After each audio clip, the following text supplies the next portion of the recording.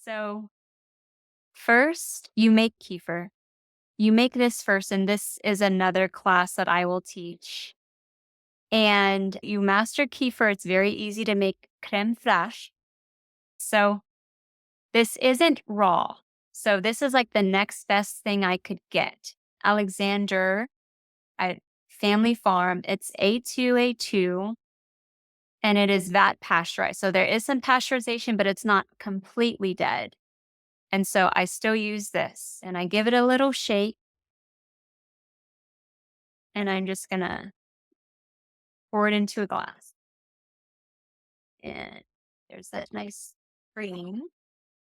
Okay. Just gonna pour it on in.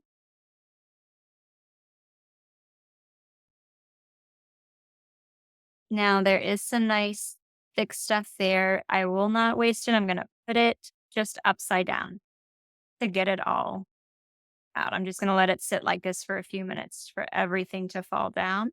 Set that there. And then I have my kefir here. And I'm gonna add just 2 tablespoons. And did y'all know, like, just the really cool thing I love about raw dairy, if you're able to get it, is just it can never go bad if you just keep fermenting it. Like, you can turn it into yogurt, you can turn it into kefir, you can turn it into cheese, you can turn it into this, whatever it is. And I will say this was just all I could find. So if you can get raw cream, I highly recommend you do that. But this is like the next best thing that I could find. And so here it is. I want you to take note of the consistency. It's just watery. It moves. I'm going to put a napkin on top and a rubber band, and it sits on my counter for 24 hours. And then it is ready. And I'll show y'all the finished product in a moment. So just cover it with a napkin and it joins my ferments over here. I wanted to show you the finished product. Okay. So you can't see it in here, unfortunately, because there's this thing around, but I want to show you just the consistency, how thick it is and delightful.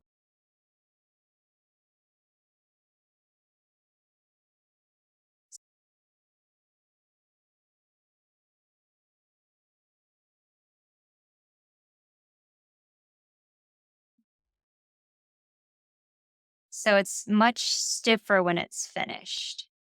And it's very nice. And it's because of that good bacteria from the kefir. And it is so good. Whenever you are able, and that period of introducing dairy, you can add this to your soups or to your stocks. It's a very good way to get more fat in. It's a good way to get more probiotics, that good bacteria in. And it just tastes really nice. It makes your soups a little bit more creamy. I will just mention whenever you are adding it to your soups to not do it when it's super hot because it'll just kill everything. So let your soup cool to where it's not piping hot, but of course still warm and enjoyable so that, it still retains some of that good bacteria. So yes, it's just cream, 2 tablespoons of kefir, 24 hours, and then it is ready to enjoy. It's not sour cream. I know there is a sour cream recipe where it's just cream on your counter for 24 hours. It's okay, but I prefer the thicker consistency of crème fraîche. Yeah, this is crème fraîche, and it's really delicious, and I can't wait for y'all to enjoy it.